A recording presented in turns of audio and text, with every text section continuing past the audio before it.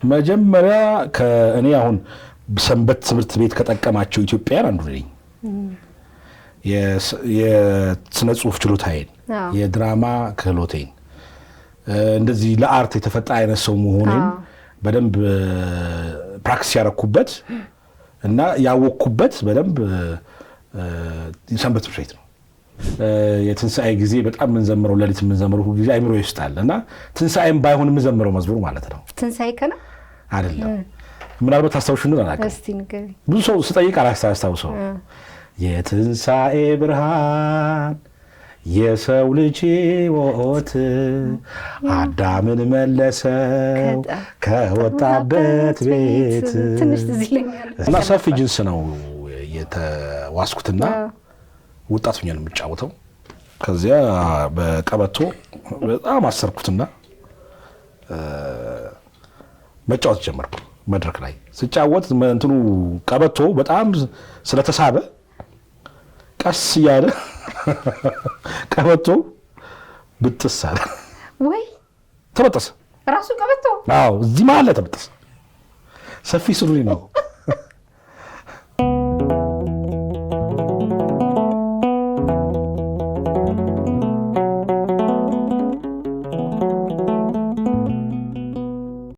ሰላም ጤና ስጥልኝ፣ እንደምን ሰነበታችሁ? ዛሬም እንደተለመደው እንግዳ ጋብዣለሁ። የዛሬ እንግዳዬ ለሁላችሁም ቤተኛ ነው። ለረጅም ጊዜ በኢትዮጵያ ቴሌቪዥን በዜና አንባቢነት ሰርቷል። አሁን ደግሞ በአባይ ሚዲያ የራሱን መሲ ሾው ብሎ ጀምሯል። እንግዲህ ዛሬ እንግዳዬ ጋዜጠኛ መሰለ ገብረሕይወት። ጋዜጠኛ መጠየቅ ግን በጣም ይከብዳል። የሚጠይቅ ሰው ሲጠይቅ በጣም ከባድ ነው። መሲ እንኳን ደህና መጣ። እንኳን ደህና ቆየሽኝ። ሁሉም ሰላም ነው? ሁሉ ሰላም፣ እሰይ ተመስገን ነው። የደሴ ልጅ ነህ። የኔ ፕሮግራም መንፈሳዊ ህይወታችን ላይ ነው በአብዛኛው የሚያተኩረው፣ ግን እየተጫወትን ከሰንበት ትምህርት ቤት ከሰንበት ትምህርት ቤት በአብዛኛው ከሰንበት ትምህርት ቤት ይወጡ አልበለዛም አሁን ላይም በደንብ መንፈሳዊ ህይወትን የተቀበሉ ህይወት ውስጥ ያሉ ቢሆኑ ቢያንስ 16ን ያላስቀደሰ ልጅ የለምና በዛ ትዝታ ብዙ ሰው አለው። በተለይ 16 ትልቅ ፍቅር ለልጆች የምታሳድር ልጅ። እሺ፣ የሰንበት ትምህርት ቤት ነው የሄድከው? ደሴ እኔ ተወልጄ ያደኩት እዛው ደሴ ነው። እዛው ከጓሮዬ የተክለ ሃይማኖት ቤተክርስቲያን ነበረ፣ አሁንም አለ። የዛ ደግሞ ሰንበት ትምህርት ቤት ስም ደግሞ አምደ ሃይማኖት ሰንበት ትምህርት ቤት። የአምደ ሃይማኖት ሰንበት ትምህርት ቤት አባል ነበር። ሰንበት ትምህርት ቤት የሄድክበት አጋጣሚ ከብዙዎቻችን ይለያል። ብዙዎቻችን ወላጆቻችን ናቸው ይዘውን የሄዱት። በአብዛኛው ደግሞ ወንዶች ልጆች ሰፈር ውስጥ እንዳያስቸግሩ፣ ዱርዬ እንዳይሆኑ፣ እግዚአብሔር እንዲፈሩ ያው ቤተሰብ የግድ ነው ይወስዳል። ያንተ ግን ያጎት ልጅ ነው ይዞ ሄደው። እስቲ እንዴት አይነት አጋጣሚ? ምን ሆነ መሰለሽ፣ እሱ ያው ሰንበት ሲያገለግል ነበረ። አሁን ደግሞ ዳሽን ባንክ ነው የሚሰራው። አንዷለም ይባላል። እሺ፣ አሁን የፕሬዝዳንት ጽሕፈት ቤቱ አማካሪ ነው። ያን ጊዜ እሱ የሰንበት ቤቱ ሊቀመንበር ነበረ እና ማታ ማታ አንድ ቀን ይመጣል እኛ ቤት ብዙ አልፎ አልፎ ይመጣል እና ታህሳስ 24 የተክለ ሃይማኖት ልደት ይከበራል እና የታህሳስ 24 አዳር ፕሮግራም አለ። እንደምታስታውሹ ጊዜ አመታዊ በዓል ሲሆን የዛው የደብሩ አመታዊ በዓል ሲሆን አዳር ፕሮግራም ይባላል ሰንበት ቤቶች የሚያዘጋጁት እና ያን ጊዜ እሱ ታህሳስ 23 ማታ 2 ሰዓት አካባቢ መጣ ቤት። ለዚህ የተጫወተ ምናምን ወደ ልትሄድ ነው አልኩት። አይ እንዴ ዛሬ እኮ አዳር ፕሮግራም አለን ዝግጅቶችም ስላሉ ወደዛ ልሄድ ነው ምናምን። እንዴ ምን ዝግጅቶች አሉ? አይ መዝሙር ይቀርባል፣ ድራማ ይቀርባል እና ይሄ መንፈሳዊ ዝግጅቶች ሲቀርቡ ነው የሚታደረው። ነገ ተክለ ሃይማኖት ልደታቸው ቀን ስለሆነ ታህሳስ 24 አለኝ። እንዴ በቃ ልክ ምን መልከት ምናምን አልኩት። እሺ በቃ እሺ ይዞኝ ሄደ። ከዚያ ቁጭ ብዬ ያንን ፕሮግራም ስከታተል ቆየው። ደግሞ ያን ጊዜ ሰንበት ትምህርት ቤቱ በድራማ በጣም የሚታወቅ በመዝሙር የሚታወቅ በጣም ጥሩ ተዋናያን በቃ ይሄ ከዓለማዊ ተዋናያኖች የማይተናነሱ ናቸውና በደንብ ነው የሚጻፈው። እሱም ደግሞ ስለ ቲያትር ተምሮ ስለነበረ ይጽፋል። እሱ ነበር አብዛኛው የሚጽፈውና የቀረቡት ድራማዎች በጣም እኔን ኤክሳይትድ አደረጉኝ። በጣም ጥሩ። ስለዚህ ጥሩ ነው እንደዚህ እኮ መተወን እችላለሁ። ለምን እዚሁ አልቀጥልም? ብዬ ያን ፕሮግራም ተከታተልኩ። ግን ያ አዳር ፕሮግራም የሰንበት ተማሪ እንደሆን መንገዱን ከፈተ። ወሰንኩ ያን ቀን በቃ። ስለዚህ ልክ በሳምንቱ እሑድ ሄድኩኝ። በቃ ጀመርኩ። በዛው ቀረ። ከዛን ጊዜ ጀመርኩኝ 1985 ዓ.ም ታህሳስ 24 እዛ አዳር ፕሮግራም ተከታተልኩ። ከዛ በማግስቱ ስንት ነው የሚሆነው? ጥር 1 ነው የሚሆነው እንደዚህ። ጥር 1 ነው የሚሆነው። በቃ ከዛን ጊዜ ጀመርኩ። አባል ሆንኩ። የሚገርም ነው። የሚገርምሽ በዚያው በ2 ወር 3 ወር ድራማ ሰራው። ወደ እሱ እንመጣለን። አባትህ ግን በጣም የስራ ሰው እንደሆኑ በዓላት ሳይቀር የሚሰሩ ናቸውና አልተቃወሙም? እንደ ስራ መፍታት አላዩትም? እሱማ ከዛ በኋላ ችግር መጣ። እንደመጣ እንደጀመርኩ ምንም አልተሰማው ነበረ። እሱም ብዙም ያው ገበያ ውሎ ስለሚመጣ ሮብ ሄዶ ቅዳሜ ስለሚመጣ ብዙም ነገር ግን ሱቅ ተሳትፎ ሲጨምር የሰንበት ቤት ተሳትፎ ሲጨምር ድራማ መስራት ሲጀምር ጊዜ ይፈልጋል ለማመድ። ስለዚህ ሱቁን እየዘጋው ሄድ ነበር እኔ እና ያንን እንቅስቃሴ ብዙም እንትን አይፈልገውም። እሱ ስራ ብቻ እንድትሰሪ ነው የሚፈልገው። እሑድም እንድትሰሪ የጥምቀትም ቀን እንድትሰሪ ነው። ለየት ያሉ ናቸው። በዛ ዘመን እንደዛ ያለ አይመስለኝም። እና አንድ ፕሮግራም ብዙ ቤተክርስቲያን ውስጥ ጊዜሽን ተሳልፊ የአገልግሎት ብዙ ግድ የለውም። እሑድ ጠዋት ከተሳለምክ ይበቃል። በቃ እንጂ አገልግሎት የሚል እሱ አይገባውም ስራ እና ጠዋት ሲለህ ሰንበቱን ተሳልመና የሚል አባት ነበረ። እኔ ያንን እየተውኩኝ ሱቅ እየዘጋሁ አንዳንድ ጊዜ እንደውም ድራማ ለመድ ሄዳለሁኝ። ማታ ሰፋለሁ። እሱ ሮብ ሄዶ ቅዳሜ ማታ ስለሚመጣ የገጠር ልብስ ነው። ቀሚሴና ሀርቡ የሚሸጥ ልብስ አለ። ቀሚስ፣ ቁምጣ፣ ኮት ነገር ሁሉም ቤተሰብ ይሰፋል። እና ያን ጊዜ እሱ ቀዶ ይሄዳል። ሰኞና ማክሰኞ ይቀዳል። ከእሑድ ጀምሮ እስከ ማክሰኞ ይቀዳል። ቀዶልን ይሄዳል። እኛ እንሰፋለን። እና የሚሰጠን አሳይመንት አለ ለአራት ቀን የሚሆን። ስለዚህ ሰንበት ትምህርት ቤት እኔ ቀን ድራማ ያጠናው ማታ አምሽቼ እሱ እሰፋለሁ ማለት ነው። ቅዳሜ ማታ ማጠናቀቃለሁ። የሚገርም ነው። ድራማ ክፍል ነበር የገባው? ያን ጊዜ በጣም ማገለግለው እንግዲህ ተሰጡ ያንን ድራማ ስላየው በልጅነቴም እንደዚህ ትምህርት ቤት ውስጥ ሙዚቃ ክበብ ውስጥ እንደዚህ ድራማ ክበብ ውስጥ ሳተፍ ነበረ በአንደኛ ደረጃ እያለሁ። ስለዚህ ያን ድራማ ሳይ ደግሞ በጣም ኤክሳይት ስለሆንኩ በቃ ይህን መተወን የምችላለሁ ብዬ ሃይ ስኩል እያለህ ነው ወደ ሰንበት ትምህርት ቤት የገባው? 11ኛ ክፍል እያለህ። ከዛ በፊት መድኃኔዓለም ወልደዋድ የሚባል ትምህርት ቤት ነበረ፣ ደሴ መድኃኔዓለም። በልጅነታችን ዝም ብለን እሑድ እንሄድ ነበረ እንደ አባል ሳንሆን ደርሰን መለስ የሚለው ነገር የለም። እንደዛ ነበረኝ። የሰንበት ቤቱን ሙሉን አውቀዋለሁ።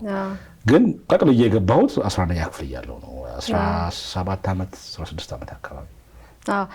በውጭው ዓለም ብዙ ጊዜ የልጆችን ታለንት ቤተሰብ አውቆ ወይም ትምህርት ቤት በተለያዩ እንትኖች እንዲሳተፍ ለምሳሌ ፒያኖ መማር ታለንት ያለው ወይም ፍላጎት ያለው ቤተሰብ ነው የሚያቀለት።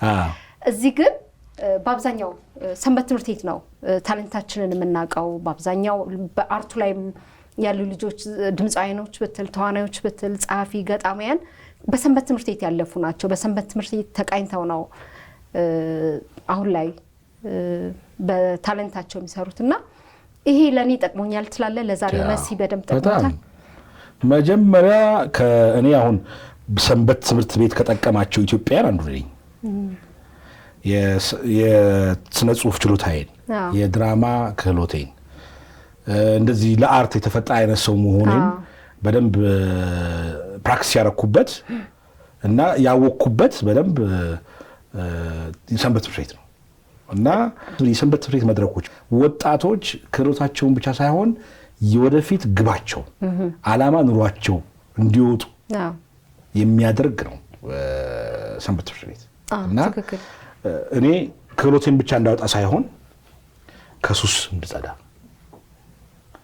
አሁን ያን ጊዜ እኔ የ16 17 ዓመት ሱስ የምትለምጅበት ዓመት። ትክክል። ሰንበት ትምህርት ቤት ባልገባ ምናልባት እንግዲህ ደሴ ጫት ይቃማል፣ በአብዛኛው ሲጋራ ይጨሳል። የዛ ተሳታፊ ይሆን ነበር የማስበው። እና ልክ እንደ ጥላ እንደ ከለላ ነው የሆነኝ ሰንበት ትምህርት ቤቱ። ትክክል። ክህሎቴን ብቻ ሳይሆን ያወጣሁበት ከእንዲህ አይነት ሱስ ነፃ እንደሆነና ዓላማ ኑሮኝ አሁን ለተባረክ ትዳር ለተባረኩ ልጆች ትዳር እንደመሰረት የራሴ ስራ ኑሮኝ እየሰራሁ እንድኖር ያደረገኝና የቀረጸኝ ሰንበት ትምህርት ቤት ነው። ይሄ ምንም ይሄ ለሚዲያ የሚወራም አይደለም። ለሚዲያ አሁን ስለማወራሽ ብቻ አይደለም፣ እውነት ነው። በትክክል በብዙዎቻችን ጋር ነው። ለምሳሌ ቻሌንጅ ራሱ ቻሌንጆችን እንድታልፍ ያደርግሃል።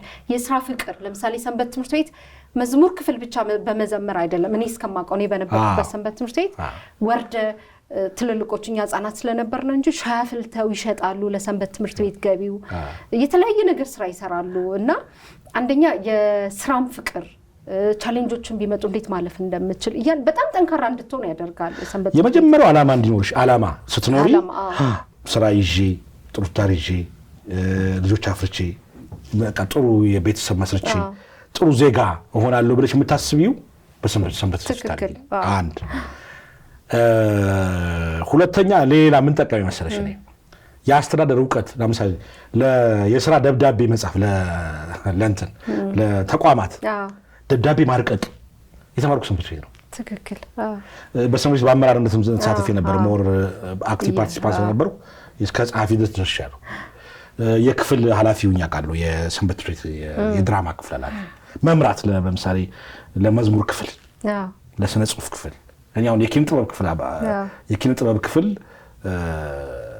ሰብሳቢ ነበርኩኝ። የመዝሙር ንዑስ ክፍል አለ፣ የድራማ ንዑስ ክፍል እመራለሁ። ለዚህ ይቅረብ ይሄ ግጥም ይሄ ስነ ጽሁፍ ተገምግሞ ይቅረብ መምራትም የተማርኩ ሰንበት ቤት ነው። ፋይል ማደራጀት፣ የአባላት ፋይል ማደራጀት፣ ቃለ ጉባኤ መያዝ የተማርኩ ሰንበት ቤት ነው። ትክክል። መጽሐፍ ጽፈሃል አይደል? የሚዲያ በኋላ የሚዲያ አመራር ኮንሰፕቱ ከበዛ የመጣ ነው። ምክንያቱም ያቺ እርሾ ናት። እዛ ሰንበት ቤት አመራር ውስጥ ሳተፍ ነበር። እኔ ስብሰባ ሊቀመንበር ቁጭ ብሎ ቃለ ጉባኤ ይያዛል፣ ጸሐፊ ምናምን ይዛል፣ እንከራከራለን፣ እንወያያለን። መምራት እንዴት እንደሆነ የአመራር ችግር ምን ይመስል እንደነበረ እርሾን ያወቅኩት ሰንበት ቤት። ትክክል።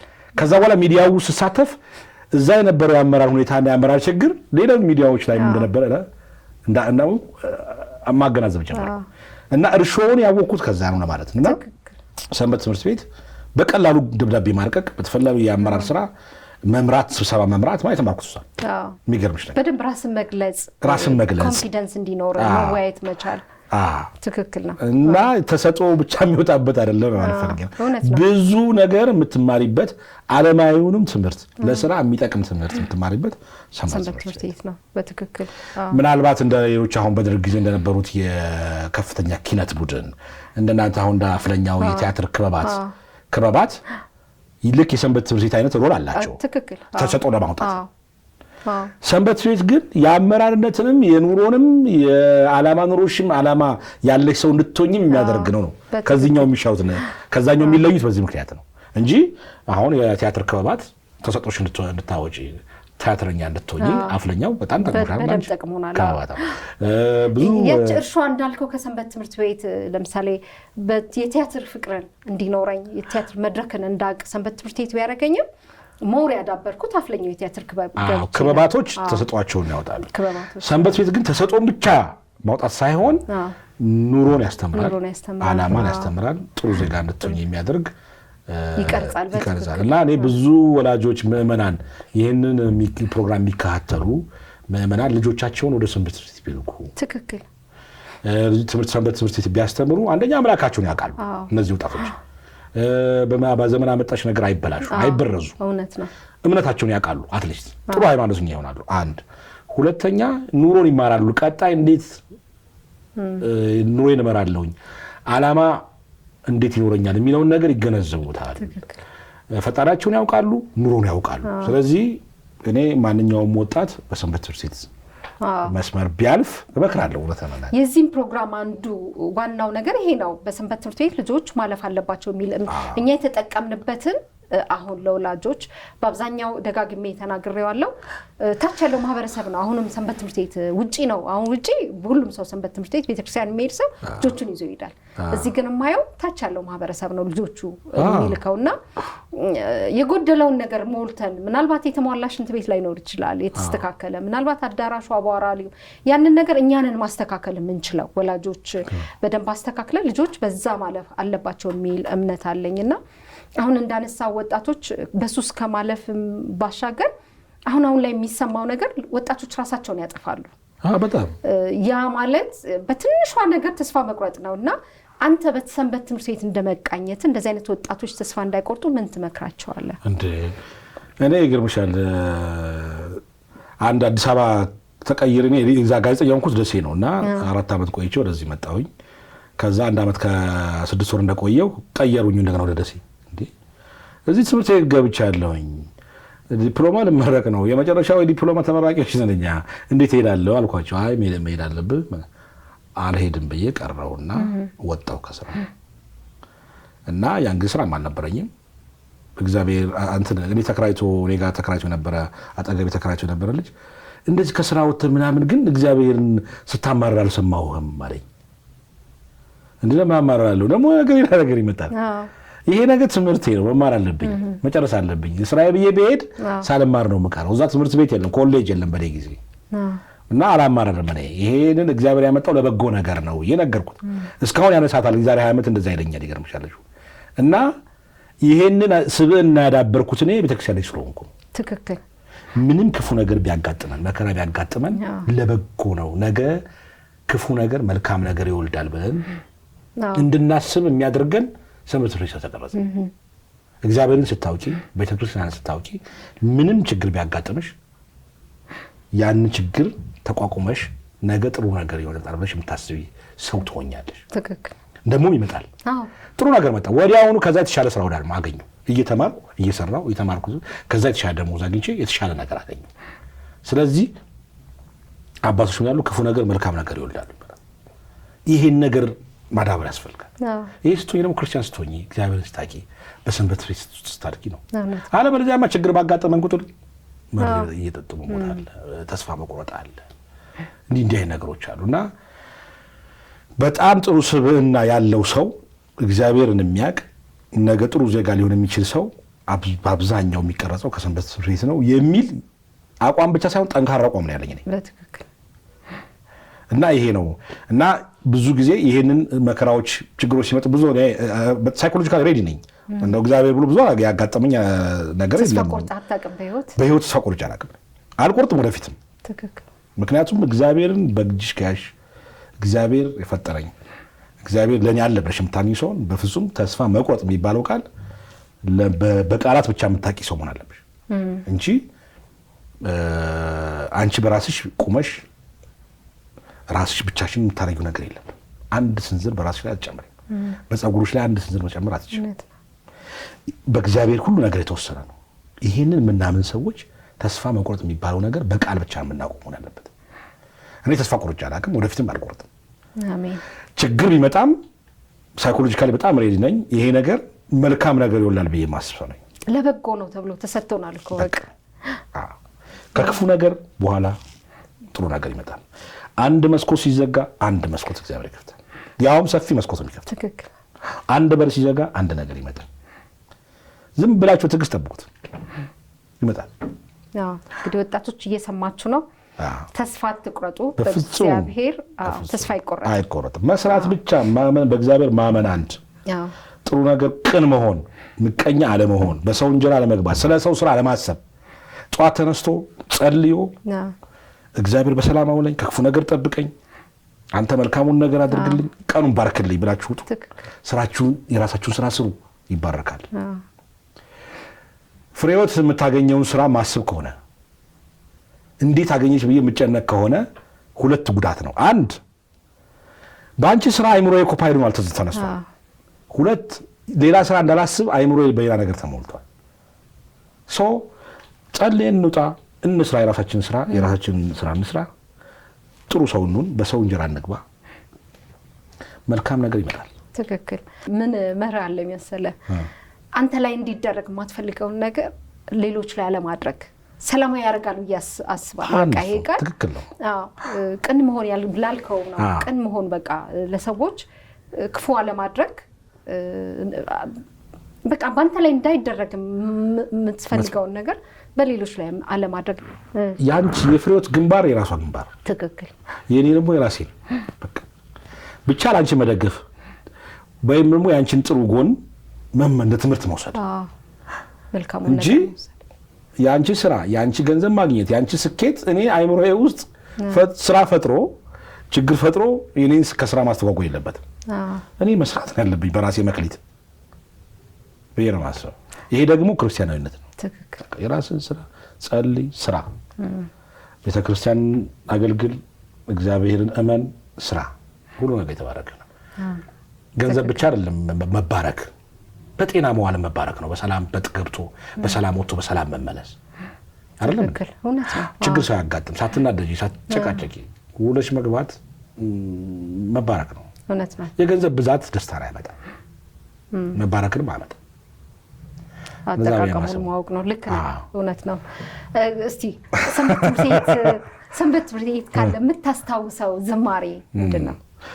የድሮ መዝሙሮች እኮ ናቸው። ያው እኔ 80ዎች ውስጥ ስለነበርኩኝ እንደውም ያን ጊዜ ኪነ ጥበብ ብቻ ነው ካሴት ያለው። በጣም ታስታውሻለሽ? የካሴት ጋሽ ኪነ ጥበብ ነበር። አዎ ልክ ነህ። ከዛ በኋላ ወደ 87 ወደ 88 አካባቢ እነ ዛዲዮስ እነ እንትና እንግዳ ወርቅ ካሴት ማውጣት ጀመሩ። ይልማ ኃይሉ ይልማ ማውጣት ጀመረ እንጂ አንድ ካሴት ነበረች የቁርባን ክቡር የሚል መዝሙር ካሴት ነበር የኪነ ጥበብ። ከዛ በፊትም አንድ ያወጣ ነበር ድሮ አንድ ዘማሪ ጌቴ ሰማኒ ነው እኔ እንጃ እንደ አንድ 2-3 ካሴቶች ናቸው አሉት እና ብዙዎቹ ግን ከአዲስ አበባ የሚመጡ መዝሙሮች ናቸው። ነገኔ ለእግዚአብሔር ነት የትንሣኤ ብርሃን በሰላም ነይ እነዚህ የህዝብ መዝሙር በቃ ሁሉም ይዘምሩት ያንን ዘምር ነበርና በጣም የትንሣኤ ጊዜ በጣም የምንዘምረው ሌሊት የምንዘምረው ጊዜ አይምሮ ይስጣል እና ትንሣኤም ባይሆን የምንዘምረው መዝሙር ማለት ነው። ትንሣኤ ከነ አይደለም ምናልባት ታስታውሹ ነው አላውቅም። ብዙ ሰው ስጠይቅ አላስታውሰው የትንሣኤ ብርሃን የሰው ልጅ ሕይወት አዳምን መለሰው ከወጣበት ቤት እሰየ ምስራች ደስ ይበለን እሰየ ምስራች ደስ ይበለን ሞትን ድል አድርጎ ተነሳልን የምስራች ማርያም መቅደላዊት ምንኛ ታደልሽ ከሰው ሁሉ በፊት ትንሣኤን አየሽ እሰየ ምስራች ደስ ይበለን እሰየ ምስራች ደስ ይበለን ሞትን ድል አድርጎ ተነሳልን የምስራች ታስታውሻለሽ? ትንሽ ትዝ አለኝ ረስቸው ነበር። በሚገርም ትንሣኤ ከምናምን ነው ትዝ የሚሉኝና ሌላ ገነዩ ለእግዚአብሔር ገነዩ ለእግዚአብሔር እስመ ለዓለም ምሕረቱ እስመ ለዓለም ምሕረቱ እስመ ለዓለም በጣም አልሰማቸውም እነዚህን ዝማሬዎች የሉም። አሁን እንደገና እንዲሰሩ ራሱ አስባለሁ። ይገርምሻል። በጣም እኔም ማስባቸው አሉ። በጣም የቆዩ የተስፋዬ ኤዶ ነበረ ብዙ ዝማሬዎች አሁን በጣም ነበር የምወዳቸው። አሁን የሉም እነሱ። በጣም እና መስግንሽ የአምላክ እናት በዝማሬ መለኮት ወረደ ዮርዳኖስ የማፀንሽ ፍሬ መለኮት ወረደ ዮርዳኖስ የማፀንሽ ፍሬ በጣም እስካሁን ዜማቸው ዘመን ተሻጋሪ ናቸው። ግን እንደገና ቢዘመሩ እስቲ ይሄንን አንቀሳቅሰን በጥሩ ዘማሪ እውነት እናደርጋለን። የድሮዎቹን እነ ይወድስዋ ይወድስዋ በጣም ብዙ ዝማሬዎች አሉ። አዎ የገብርኤል እንትን ድነት የምታሰጥ ለሚያምንብህ ሁሉ ናዛዜ ዞናን አሜን ናዛዜ ዞናን አሜን ገብርኤል የልዑል መልአክ ኃይል የሚሉን ታሳብሻለሽ? በጣም ያ ጊዜ በጣም የሚዘመሩ ያው ከአዲስ አበባ ነው ግን የሚመጡት ዝማሬዎቹ ያው ከዚሁ ነው የሚወጡት። አንድ እኛ የመዘመርነው የተክለ ሃይማኖት እንደዛ የምንደርሳቸው ነበሩ። እዛው ብቻ እዛ ዘመንትን እንደገና ዜማውን አዳፕት አድርገን ምን ዘምራቸው የተክለ ሃይማኖት መዝሙር አስታውሳለሁ እኛ እየደረስነው በጣም ደስ ይላል። ወደ ኋላ እኔንም መለስከኝ በዝማሬ በጣም ደስ የሚል ነው።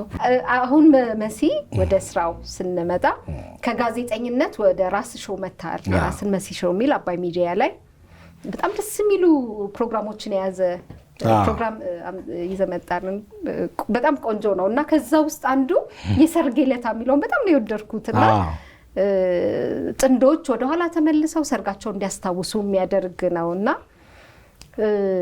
ይሄንን ፕሮግራም ያሰብከው ከ30 በላይ ሽምግልና ሄደሃል፣ ብዙዎችን ድረሃል። አሁን ደግሞ በሰርግ ዕለት በሚለው ሾው መታል። ለጋብቻ ያለ ነገር አመለካከት ምንድነው? ስለጋብቻ በጣም ስትሮንግ አቋም ነው ያለኝ በጋብቻ። አንደኛ ሰው ከተጋባ በኋላ በተቻለ መጠን መፋታት የለበትም ብዬ ማምን ሰው ነኝ። ችግሩም ተቻችሎ አብሮ መኖር ያስፈልጋል። ጋብቻ ትልቅ የቤተሰብ መሰረት ነው፣ የሀገር መሰረት ነው። ሀገር የሚገነባው በቤተሰብና በጋብቻ። ልጆች ደግሞ ማደግ ያለባቸው በአባትና በእናት ውስጥ ነው። የልጆች በተለይ ልጆች ከተወለዱ በኋላ ፍቺ በልጆች ላይ የሚያደርሰው አሉታዊ ተጽዕኖና የስነ ልቦና ጫና በጣም ከባድ ነው። የብዙ ዜጋ መበላሸት የቤተሰብ የጋብቻ መፍረስ ነው እና ጋብቻን ፕሮሞት ማድረግ አለብን ብዬ ነው የማስበው። ከልጅነት ጀምሬ እንዲህ አይነት አስባለኝና ሰንበት ትምህርት ያዳበርኩት ነገርም እንደዚያ ነው። ብዙ ጊዜ ስለ ጋብቻም ትምህርት እንሰጣለን፣ ቲያትሮች እናዘጋጅ ነበረ እና ብዙም ድረናል። ያው በቁርባን ድረናልና ያው እንደዚህ አይነት ነገር በሰንበት ስትሳተፊ ታዋቂም ስትሆኚ ያው ሰዎች የሽምግልና እንድትሄጂ ይገፋፉሻል እና እንዳጋጣሚ ሆኖ በቃ ካጠገቢ ካሉ ጓደኞች ጀምሮ የሚያቀይ በዛም በጓደኛ በሚያቀ በዘመድም እየመጣ ሸማግሌ ሆነን እያሉ ያው እየላኩኝ ብዙ ሰርጎች ተሳትፌያለሁ እና እንዳልሽው ከ30 በላይ ድር ያለው በሙሉ ጓደኞቼ በቅራቢያ በሙሉ ሽማግሌ ነኝ ነኝ ዘመድም እንደዚህ በዘመድም የወንድሞቼ ልጆች ያጎት ልጅ እና የምትዩ በሽምግልና ተሳትፌያለሁና ማሳመን ስለምትችል ነው ምናልባት አንደበት እንደሱ አይደለም እንደውም እኔ እንደዛ ሳይሆን ያው ተሳትፎ ይመስለኛል ሰንበት የነበረው ተሳትፎ ከዛ በኋላ ደግሞ ወደ ሚዲያው ቀርበሽ ደግሞ ታዋቂም ስትሆኚ ይሄ የክሬዲቢሊቲ ወይም እምነት ተሳድሪያለሽ ይመስለኛል። ሰዎች ደግሞ ደስ ይላቸዋል እንደዚህ የሚታወቅ ሰው ሽማግሌ ልኳል ይሄ ቢታወቅ ነው የሚል ተጽዕኖ እንዲያሳድር ይመስለኛል። ኦኬ እና በዚያ ምክንያት ጋብቻን ፕሮሞት ማድረግ አለብኝ ብዬ ማስብ አይነት ሰው ነኝ። ሳስብ ይሄን የሰርግ ዕለት አንደኛ ፕሮግራም ስቀርጽ ሌላ ጣቢያ ላይ የሌለ አይነት ፕሮግራም ለየት ያለ ልቅረብ፣ ምን አይነት ልቅረብ እስቲ ጋብቻን ፕሮሞት የሚያደርግ ነገር አሰብኩና ወደ ሰርግ ደግሞ ሲትዝታ የመዝናኛ ፕሮግራም ስለሆነ ሰርግ ደግሞ በጣም የሚያስቅ የሚያስገርም ወይ የሚያሳዝን ታሪክ ገጠመኞች አሉት። አንኛውም ተጋቢ የሰርግ ገጠመኝ ነው እና እሱን ፕሮሞት አድርገን ግን ደግሞ ጥንዶቹ የሰርጋቸው ዕለት የነበረውን ስሜት እንዲያስታውሱና ፍቅራቸው እንዲያድሱ ይጠቅማል ብዬ አሰብኩ። በተጨማሪ ማለት ነው እና የሰርግ ጊዜ ነበረ እንግዲህ በባልና ሚስት መካከል ያለ የሞቀ ፍቅር ነው ያለው፣ የሞቀ ደስታ ነው ያለው። ያችን አስታውሰሽ እንደገና ቀሪውን እድሜሽን ደግሞ እንደዛ አይነት ስሜት እንዲያዳብር ፑሽ ብናደርግ ብንገፋ ጥሩ ነው የሚል ሀሳብ ስላደረብኝ ይሄን የሰርግ ዕለት ፕሮግራም ቀረጽኩኝ። እንግዲህ እየሄደ ነው፣ ግን ችግር እያጋጠመው ነው። ለምን? ችግሩ ምንድነው? ይሄንን ቃለ መጠይቅ ለማድረግ ባልና ሚስቶቹ ሽማት አለባቸው። ሁለት ሰውን ተሳመኘው። አሁን ዛሬ እኔ ቃለ መጠይቅ ስትጠይቅኝ ከነ ሚስቴ አይደለም ብቻዬን ነው፣ እኔ የራሴ መብት ነው፣ ራሴ ነኝ። የሰርግ ዕለት ግን ባልና ሚስት ነው የሚጠየቀውና ባልየው ስትጠይቂ ወይ ሚስቴ እኮ ካሜራ አትፈልግም እኮ እንዴት ነው የማደርገው ይላል። ወይ ደግሞ አንዴ ደግሞ ሚስት ጋር ስደውል ማቃት ጋር ስደውል ባሌ እኮ ካሜራ አይወድም፣ ባሌ ፍላጎት የለውም ካሜራ አየር ላይ ለመቅረብ ይችላል። እና ሁለቱ መስማማት አለባቸው ነው ማለት አንዱ እሱ አንዱ ምክንያት የሚቀርብልኝ። ሁለተኛ ሳጣና ደግሞ በአብዛኛው ትንሽ የታመመ ትዳር ነው አብዛኛው ያለው ይመስለኛል። አብሮ ይኖራሉ እንጂ በጣም በፍቅርና በመንፈስ ተግባብተው የሚኖሩ ያሉ በጣም ጥቂት ናቸው ይመስለኛል። በቃ በጣም ስትቀርቢ እኮ በሙሉ እንትን መሆን አለበት፣ አይተዋደልሽ መሆን አለበት። እንደዚህ አይነት ነገሮች ያሉ ይመስለኛል። እንግዲህ አሁን የደረስኩበት ፋይንዲንግ ይሄ ነውና ትንሽ አደጋ አለው። ምናልባት በዚሁ አጋጣሚ በቤተክርስቲያን የተጋቡ ጥንዶች ካሉ እኔ ጋር መጥተው የሰርጋቸውን ትዝታ ቢያወሩ የእግዚአብሔርን ቸርነት የእግዚአብሔርን በጎነት እግዚአብሔር በቸርነቱ ያጣመራቸው ጥንዶች ደግሞ አጣመረን ብለው ቢመሰክሩ መጥተው ደስ ይለኛል እኔ። ምክንያቱም በጋብቻ ውስጥ የሚመሰከረው እግዚአብሔር ነው። ትክክል ነው። እንግዲህ በቅዱስ ቁርባን የተጋቡ አሁን ብዙ ጊዜ መንፈሳዊ ምዕመናኖች አሉ እዚህ ፕሮግራም ኦዲየንሶች እና ኦርቶዶክስ ምዕመናን ናቸው። በአብዛኛው በኦርቶዶክስ በእምነት ተከታዩ ዘንድ በቅዱስ ቁርባን የተጋባ በጣም በርካታ ጥንዶች ይኖራሉ። መጥተው የእግዚአብሔርን ቸርነት ይመስክሩ። እግዚአብሔር ያጣመረን ነበር፣ ሰርጋችን እንዲህ ነበረ፣ ቅዱስ ቁርባን ስንወስድ እንደዚህ ጉዳይ ነበረ፣ ደግሞ ተጋብተን ደግሞ እነዚህ ልጆች አፍርተን እንደዚህ ነው ያለ ነው፣ ስለዚህ ጋብቻ ጥሩ ነው ብለው ይመስክሩ። መጥተው መድረኩን አመቻቻለሁ። እያዳመጣችሁ ነው ተመልካቾቻችን። ለሌላውም ደግሞ ለወጣቶች በቅዱስ ቁርባን ሊጋቡ ላሰቡትም ትምህርት ይሆናል የምትሉትን እንግዲህ በእኔ በኩልም መሲ ማግኘት ይችላላችሁ። መሲም ቀጥታ በአባይ ሚዲያ ማግኘት ይችላላችሁ። በፌስቡክ መሰለ ገብረት ብለው ቢገቡ ኢንቦክስ ማድረግ ይችላሉ። መሴሾ ብለው በቴሌግራም ቻናል ማስተዋወቅ ይችላሉ። ያልታጣም የትም ስልኬም አንቺም ታውቂያለሽ የህዝብ ነህ። ልጆችህስ አንተ ያገኘውን የክርስቶስን ፍቅር የቤተክርስቲያንን ጣዕም እንዲቀምሱ ምን ታደርጋለህ?